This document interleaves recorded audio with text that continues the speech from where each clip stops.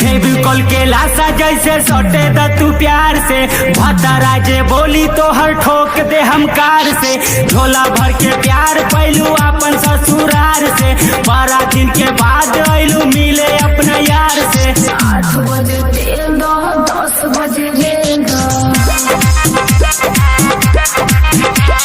हमरो जवानी के तू सस्ता में खेल दो।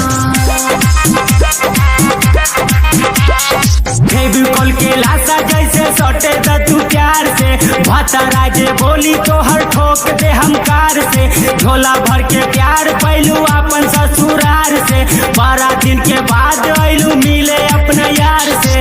8 बजे तेल दो, 10 बजे रेल दो, हमरो जवानी के तू सस्ता में खेल दो।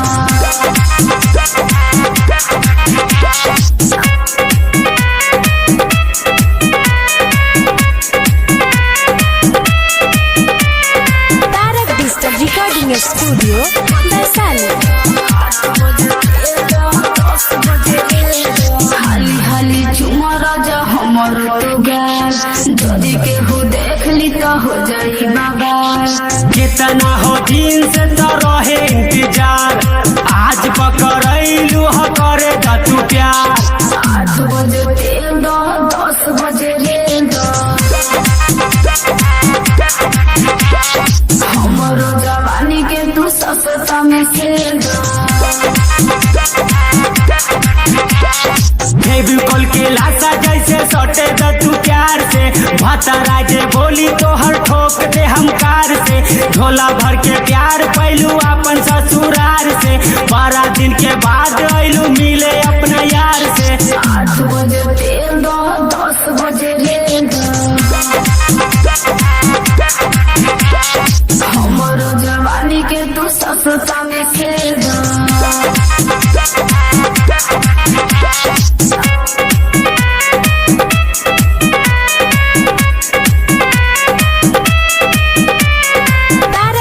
Recording studio Vaishali.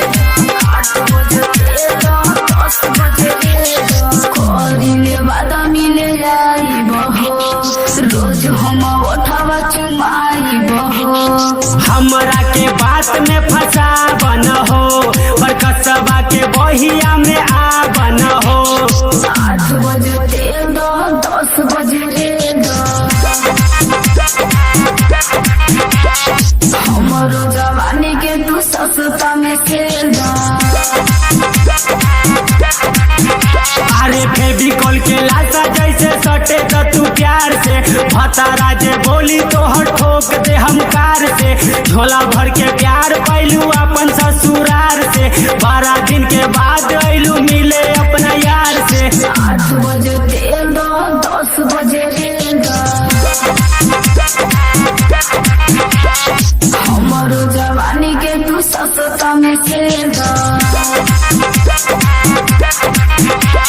तारक डिजिटल रिकॉर्डिंग स्टूडियो वैशाली।